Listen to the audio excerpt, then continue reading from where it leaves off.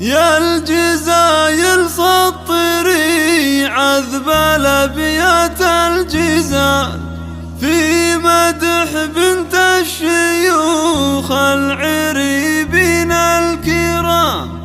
الكريمة هند ذي ما يوفيها المقال، شيخة من نسل روس وفرسان حشام بالحسن والزينيات، كنها ملكة جمال، كنها بدر السماء لا بدا زاح الظلام، كنها بدر السماء لا بدا زاح الظلام.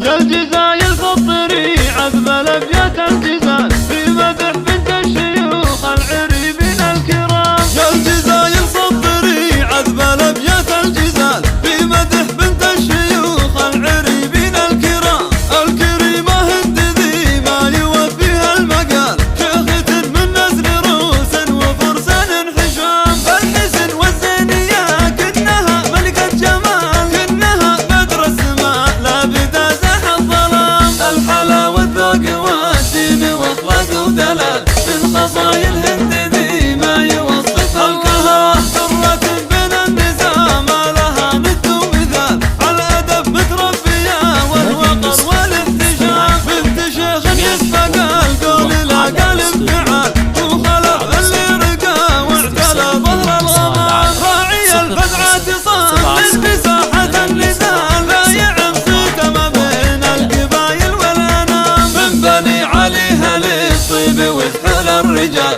أهل عز وأهل طالة وأهل السيف الحسام، والسيف للنشامة كريمين الخصال، القروم اللي لهم عالي القدر ومقام، تركي الفز المظفر بالأفعال الجزال، الكرم والجود والطيب حزر فعوسام، واسم سلطان الجود له مقام بالعلال، المراجل كاسبه وللمراجل هو حزام. يا الجزايل سطري عذب الأبيات الجزال في مدح بنت الشيوخ العريبين الكرام، الكريمة هند ذي ما يوفيها المقال، شيخة من نسل روس وفرسان حشام بالحسن والزينية، كنها ملكة جمال، كنها بدر السماء لا بدا زاح الظلام. الحلا والذوق والدين واخلاق ودلال من خصايل هند ذي ما يوصفها الكلام، درة من النساء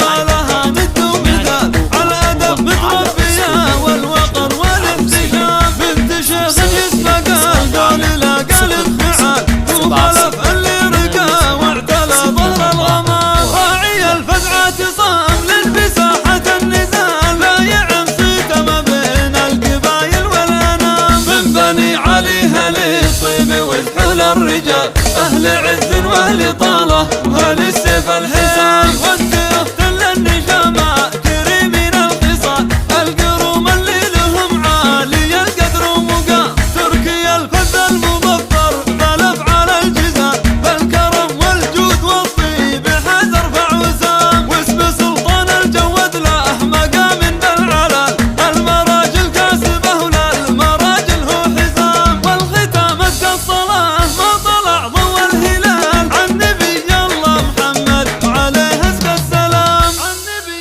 الله محمد وعليه أزكى السلام.